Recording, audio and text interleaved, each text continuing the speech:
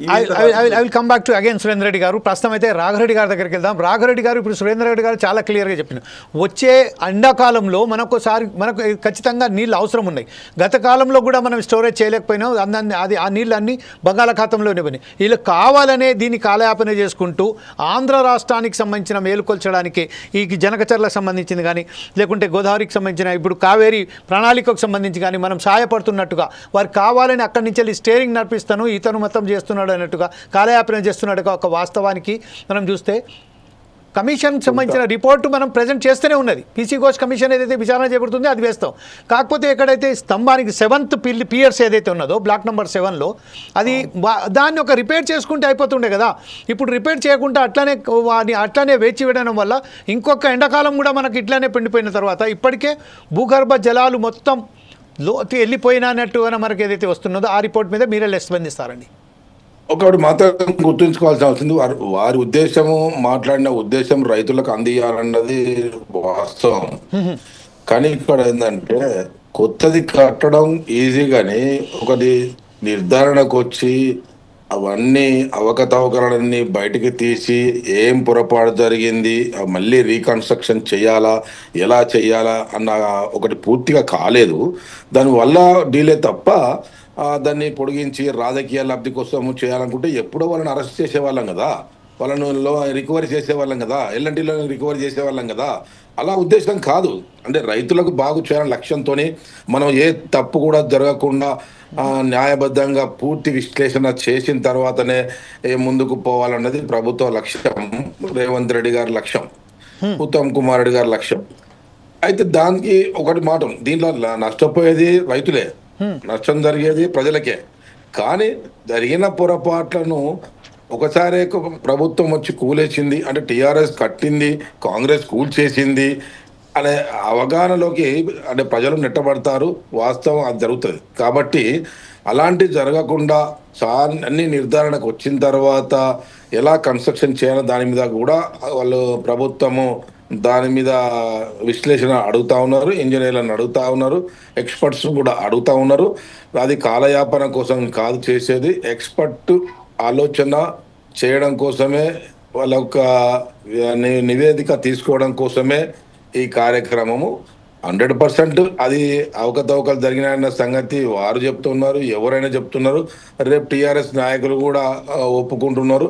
అది ఓన్లీ డబ్బు కాజేయడం కోసమే చేసిన పని అని చెప్పి ఒక తెలంగాణలో ఉన్నటువంటి డబ్బును ఏ విధంగా దోచుకోవాలన్నదే వాళ్ళ లక్ష్యంగా వాళ్ళు ముందుకు పోయినరు. కేసీఆర్ మొండి వైఖరి కానీ కేసీఆర్ దోపిడీ విధానాలు కానీ ఇక్కడ స్పష్టంగా బయటపడుతున్నాయి. తప్పకుండా అవన్నీ రాఘరెడ్డి గారు ప్రస్తుతం ఏదైతే ఎల్ఎన్టీకు సంబంధించిన ఎవరైతే ఇంజనీర్స్ ఉన్నారో వాళ్ళు ఆ రిపేర్కు మాకు అవకాశం ఉన్నది, దానికి రిపేర్ చేయొచ్చు అని చెప్పేశారు వాళ్ళ చాలిగా. ఇంతకుముందే మనం ఎప్పుడైతే అడిగారో రాష్ట్ర ప్రభుత్వం అడిగినప్పుడు ఎల్ఎన్టీ అధికారులు ఎవరైతే ఉన్నారో వాళ్ళు చెప్పారు స్పష్టంగా రిపేర్ చేయొచ్చు. వారికి సంబంధించిన ఒక కొటేషన్ కూడా వాళ్ళు ఇవ్వడం జరిగింది. ఇవ్వడం తర్వాత కూడా ఇప్పుడు ఇది ఏదైతే ఈ 14-15 నెలలు అవుతున్నదో ఇంకా 2 నెలల పాటు పీసీ ఘోష్ కమిషన్ సంబంధించింది విచారణ ఇంకా 2 నెలలు పొడిగించారు. ఈ కాలయాపన చేయకుండానే ఆ రిపేర్ మాత్రం కొనసాగిస్తే ఈరోజు నీరు స్టోరేజ్ చేసి రాష్ట్రానికి రావాల్సిన నీటిని సరఫరా చేయొచ్చు కదా అనే ఒక ఉద్దేశంతో మాట్లాడారు. ఈ విషయంపై మీరేమంటారు? అది మన ఇష్టరాజ్యం జరగదు. ఆ నివేదిక రాకుండా అది పూర్తి కాకుండా టెక్నికల్ గా ఎవరం కూడా చేయలేము వాస్తవం కూడా. ఎందుకంటే ఆ నివేదిక పూర్తి కాకుండా మళ్ళీ కన్స్ట్రక్షన్ పోతే మళ్ళీ మనమే తప్పు చేసిన వాళ్ళం అవుతాం. ఆ నివేదిక వచ్చిన తర్వాత కన్స్ట్రక్షన్ కూడా మీద కాన్సన్ట్రేషన్ చేశారు. కన్స్ట్రక్షన్ ఏ విధంగా చేయాలో దాని కూడా ఎక్స్పీరియన్స్ ఎవరికింది ఎలా చేయాలి అన్న దాని మీద నిపుణులతోని మళ్ళీ వాళ్ళ అనుభవాలను ఎట్లా చేయాలన్న దాని మీద ముందుకు పోతుంది కాంగ్రెస్ ప్రభుత్వము. దాన్ని పూర్తి కావాలి, టైం పడుతుంది తప్పకుండా. మీకు అందాలి 2 నెలలు అందాలి అంటే మాత్రం అది కష్టమవుతుంది. ఎందుకంటే మళ్ళీ తప్పులు జరగకూడదు, మళ్ళీ తప్పులు జరగకూడదు. ఇది ఎందుకంటే తప్పు జరిగింది కాబట్టి దాన్ని సరిచేయడం కొంచెం లేట్ అవుతుంది. ఇదే విషయంపై నయనాల గోవర్ధన్ గారు మీరేమంటారండి? ప్రస్తుతం ఏదైతే మన రాఘరెడ్డి గారు చెప్తున్నారో దానికి సంబంధించిన ఎల్ఎన్టీ వాళ్ళు ఒక ప్రతిపాదన చేశారు. ఆ ప్రతిపాదనలు కూడా పీసీ ఘోష్ కమిషన్ ఇప్పుడు ఏదైతే విచారణ జరుపుతున్నారో దాంట్లో భాగంగానే నిజ నిర్ధారణ తేలిన తర్వాతనే దాని మీద చేస్తామని చెప్తున్నారు. ఈ విషయంపై ఇప్పుడు రాష్ట్ర ప్రజల ఏదైతే రైతులకు సంబంధించిన నీటికి సంబంధించిన సాగునీరు కానీ తాగునీరు కానీ ఈ సమస్యలను దృష్టించుకొని దాన్ని ఒకసారిగా ఆ రిపేర్ వర్క్ చేసుకుంటే బాగుంటుందని సూచనలు ఒక సలహాలు ఇస్తున్నారు కదా. ఆ విషయంపై రాఘరెడ్డి గారు ఏమంటున్నారంటే ఆ సమీక్ష విచారణ మొత్తం పూర్తి అయిన తర్వాతనే మనం చేస్తామని చెప్తున్నారు. ఇంజనీర్స్ దగ్గర నుంచి కూడా నివేదిక తెప్పించుకున్నామని చెప్తున్నారు. ఈ విషయంపై మీరేమంటారండి?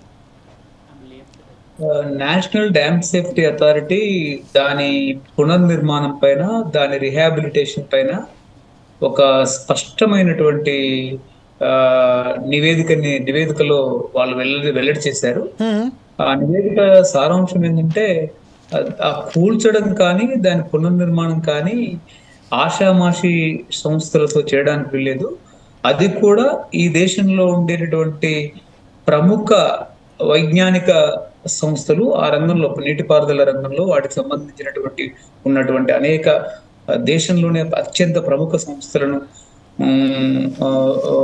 సంప్రదించి వాళ్ళందరినీ ఒక కమిటీగా వేసి వాళ్ళందరినీ దీన్ని ఎలా పునర్నిర్మించాలి, ఎలా రీహాబిలిటేట్ చేయాలి అనేటటువంటి విషయాన్ని దానిపైన ఒక నివేదిక ఇవ్వమని చెప్పేసి ఎన్డిఎస్ఏ చెప్పింది. ఎన్డిఎస్ఏ మేము నిర్మిస్తాం, ఇది మేము చేస్తాం, ఇది పునర్నిర్మాణం చేస్తామని చెప్పలేవాళ్ళు. ఎన్డిఎస్ఏ చాలా తెలివిగా వాళ్ళు ఏం చేశారంటే ఏదైతే అంటే ఇప్పుడు మేడిగడ్డలో 7వ బ్లాక్ లో ఉన్నటువంటి 11 పిల్లర్లు ఏవైతే పియర్స్ కుంగాయో, మేడిగడ్డ ఒకటే కాదు, అన్నారము, సుందిల్ల, మేడిగడ్డలో ఇది పునర్నిర్మాణం కూల్చి పునర్నిర్మాణం చేసినప్పటికీ కూడా మేడిగడ్డలో మిగతా బ్లాక్ లో ఉన్న ఏ పియర్స్ అయినా లేకపోతే అన్నారం, సుందిల్లలో ఉన్నటువంటి ఏ పియర్స్ అయినా కుంగడానికి అవకాశం ఉంది అని చెప్పేసి ఎన్డిఎస్ఏ చెప్పింది. అంటే దీన్ని బట్టి ఏంటి ఏమర్థమవుతుంది అంటే 7వ బ్లాక్ లో ఉన్నటువంటి 11 పిల్లర్స్ చాలా జాగ్రత్తగా కూల్చి కొత్తవి నిర్మించినప్పటికీ కూడా మరొకటి కుంగది అనేటటువంటి గ్యారెంటీ ఏమీ లేదని చెప్పేసి కూడా ఎన్డిఎస్సి చెప్పింది తన నివేదికలో. ఎందుకు చెప్పింది అంటే ఏదైతే ఇప్పుడు కుంగిపోయినటువంటి చోట గ్రౌటింగ్ చేశారు. గ్రౌటింగ్ ఒకటి, సిమెంట్ గ్రౌటింగ్ ఒకటి చేశారు, రెండో కెమికల్ గ్రౌటింగ్ ఒకటి చేశారు.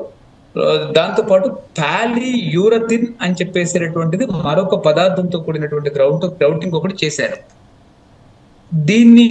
దీని సారాంశం ఏమిటి అంటే ఆ లోపలికి ఎంత సిమెంట్ పోస్తే, ఎంత కెమికల్ పోసినా అది లోపలికి చాలా భారీ ఎత్తున కొన్ని వందల క్యూబిక్ మీటర్ల సిమెంటు కెమికల్ అంతా వెళ్తుంది. దీన్ని బట్టి ఎన్డిఎస్ఏ ఏం చెప్పిందంటే అసలు మేము చెప్పినటువంటి టేబుల్ ఇచ్చినటువంటి ప్రొసీజర్ లో మీరు చేయలేదు, మీరు తప్పు చేశారు. దీనివల్ల జియో ఫిజికల్ పరీక్షలు అంటే భౌతిక పరీక్షలు చేయడం అనేటటువంటిది చాలా కష్టమవుతుంది. రెండవది జియో సాంకేతిక, భూమికి సంబంధించినటువంటి అంతర్గతంగా ఉండేటువంటి సాంకేతిక పరీక్షలు చేయడం అనేది చాలా కష్టమవుతుంది. కాబట్టి భూమికి సంబంధించిన సాంకేతిక పరీక్షలు అంటే geo technical and Jio physical భూగర్భ పరీక్షలు చేసిన తర్వాత మాత్రమే దీన్ని పునర్నిర్మాణం చేయాలి. ఈ జియో టెక్నికల్, జియో ఫిజికల్ పరీక్షల కొరకు దేశవ్యాప్తంగా ఉండేటటువంటి ప్రముఖ వైజ్ఞానిక సంస్థలు, ప్రాజెక్టులలో పనిచేసేటువంటి సాయిల్ విభాగంలో కానీ, ప్రాజెక్టుల విభాగంలో కానీ, డిజైనింగ్ విభాగంలో కానీ, హైడ్రాలజీ విభాగంలో కానీ పనిచేసినటువంటి ఐఐటి లాంటి అనేక ప్రఖ్యాత ప్రాజెక్టుల్లో పనిచేసినటువంటి శాఖలతో ఒక ప్రత్యేకమైనటువంటి ఎక్స్పర్ట్స్ కమిటీ వేసి ఆ ఎక్స్పర్ట్స్ కమిటీ ఏ విధంగా దీన్ని రిహాబిలిటేట్ చేయమంటే ఆ నివేదికను సిడబ్ల్యూసీకి ఇవ్వాలి. ఇది సెంట్రల్ వాటర్ కమిషన్, కేంద్ర జల సంఘానికి.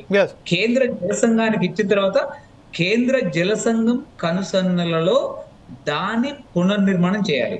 ఇది పునర్నిర్మించే లోపు లేకపోతే సంవత్సరము ఎంతో కాలం బట్టి కమిటీ వేసి ఆ కమిటీ రిపోర్ట్ వాళ్ళకి ఇచ్చే లోపు ఇంకొక పియర్స్ కింద బొంగలు పడచ్చు, ఇంకొక పియర్స్ కింద ఉండొచ్చు. రెండోది ఎన్డిఎస్సి ఇంకోటి కూడా చెప్పింది, ఈ బ్యారేజీలలో ఎప్పుడైతే మీరు నీళ్లు నిల్వ చేస్తారో మేడిగడ్డలో బయటకు వచ్చిన, అన్నారంలో, సుందీలలో బయటకు వచ్చినటువంటి బొంగలన్నీ కూడా కొత్తవి రావచ్చు, మళ్ళీ పాతవి రావచ్చు. కొత్తవి పాత వచ్చినటువంటి సందర్భంలో ఈ 3 బ్యారేజీలలో కూడా ఎప్పుడైనా ఏ పియర్ అయినా మునగొచ్చు అనేది చెప్పారు. దీన్ని బట్టి మేము ఈ రంగంలో పనిచేస్తున్న, ఈ రంగంలో ఉన్నటువంటి విశ్లేషకులందరితో కలిపి మన 15వ తారీఖు రోజు మేము సోమాజిగూడ ప్రెస్ క్లబ్ లో ఒక రౌండ్ టేబుల్ పెట్టాం. తెలంగాణ జలసాధన శక్తి అంటే మా సంస్థ తరఫున ఒకటి పెట్టాం. దానిలో నిపుణులు, మిగతా వాళ్ళందరూ అంటే ప్రఖ్యాత నిపుణులు, బ్యారేజ్ నిపుణులు, పీజీ శాస్త్రి లాంటి వాళ్ళు ఏమన్నారంటే మిగతా అనేక మంది ఏమన్నారంటే చివరికి ఎన్డీఎస్ఏ కూడా ఏం చెప్పింది అంటే ఈ ఈ మొత్తం 3 బ్యారేజీలను యథాతథ అంటే పూర్తి కొత్త స్థితిలోకి లేతే నష్టం లేనటువంటి బొంగలు పడినటువంటి స్థితిలోకి తీసుకురావడం అనేది అసాధ్యం అనేది వాళ్ళు చెప్పారు. రెండవది ఈ స్థితిని పూర్తి మార్చి మంచిగా చేయడం కూడా అసాధ్యం అనేది వాళ్ళు క్లియర్గా చెప్పారు. మూడవది ఇంకోటి కీలకమైనటువంటి విషయం ఏంటంటే ఇక్కడ ఇర్రిపరబుల్ డ్యామేజ్ జరిగింది అనేది కూడా వాళ్ళు చెప్పకుండానే వాళ్ళు చెప్పారు. అంటే దీన్ని పూర్తి స్థాయిలో మళ్ళీ వెనక్కు తీసుకెళ్లి ఈ డ్యాములను పునరుద్ధరించడం చాలా కష్టసాధ్యమైనటువంటి పని అని చెప్పేసి ఎన్డీఎస్ఏ నివేదికలు చెప్పారు. కాబట్టి దీనికి 1 పైసా వెచ్చించి మళ్ళీ నిర్మించిన తర్వాత ఇంకో బ్లాక్ కుంగిపోవడము, ఇంకో పియర్ కుంగిపోవడము, ఇంకో బ్యారేజ్ కుంగిపోవడం కాకుండా అదేదైతే తుమ్మిడిహెట్టి ఉందో ప్రాణహిత తుమ్మిడిహెట్టి అక్కడైతే రాకపోయి ఇప్పుడు మేడిగడ్డ అన్నారం సుదిల్లా శాండ్ బెడ్ అండి. శాండ్ బెడ్ అంటే కింద మొత్తం కూడా ఇసుకనే ఉంటది పునాదిలో, ర్యాక్ లేదు, బండ లేదు. అదే మీకు ప్రాణహిత తుమ్మిడిహెట్టి దగ్గరికి కనుక వెళ్ళినట్టయితే ఆ ప్రాణహిత తుమ్మిడిహెట్టి దగ్గర మీకు స్పష్టమైనటువంటి మనకు భూ ఉపరితలం నుంచే అంటే సర్ఫేస్ నుంచే అడుగు భాగం వరకు ఒక శ్రీరామ్ సాగర్ లో, నాగార్జున సాగర్ లో, ఎల్లంపల్లిలో లేకపోతే శ్రీశైలం ప్రాజెక్ట్ లో ఉన్నటువంటి రాక్ బెడ్ తుమ్మిడిహెట్టిలో ఉంటుంది. కాబట్టి అక్కడ కుంగడానికి ఏమాత్రం అవకాశం లేదు. ఇక్కడ శాండ్ బెడ్ ఉండడం వల్ల ఇక్కడ కుంగుబాటు జరిగింది, అధిక నీరు నిల్వ చేయడం వల్ల కుంగుబాటు జరిగింది. Maintenance and maintenance and operations మొదటి సంవత్సరం చివరి సంవత్సరం వరకు తీసుకోకపోవడం వల్ల కుంగుబాటు జరిగింది అని చెప్పేసి ఎన్డీఎస్ఏ నివేదిక చెప్పింది. కాబట్టి మేడిగడ్డ అన్నారం సుందిళ్ళ కొరకు 1 పైసా ఖర్చు చేసినా అది వృధా. దానికంటే తుమ్మిడిహెట్టి దగ్గర కేసీఆర్ ప్రభుత్వం నీళ్లు లేవు అని చెప్పింది చాలా అబద్ధం, చాలా దోపిడీ కొరకు చెప్పింది, దోచుకోవడం కొరకు చెప్పింది. ప్రాజెక్టుకు సంబంధించినటువంటి బడ్జెట్ సైజుని పెంచడం కొరకు వాటిని కిందికి తీసుకొచ్చారు తప్ప నీళ్లు లేవనేటువంటి విషయం ఏదైతే అది అబద్ధం. అక్కడ 230 నుంచి 270 టీఎంసీల నీరు ఉన్నట్టు సిడబ్ల్యూసీ చెప్పింది. ఇదే విషయంపై ఒకసారి సురేందర్ రెడ్డి గారు తెలుద్దాం. సురేందర్ రెడ్డి గారు, ఆశ్చర్యకరమైన విషయం ఏంటంటే జలసార సమితి నిర్వహించిన రౌండ్ టేబుల్ ఏదైతే కాన్ఫరెన్స్ నిర్వహించారో అందులో ఏదైతే నిపుణులు చెప్పారు అని చెప్తున్నారు మన నయనాల గోవర్ధన్ గారు.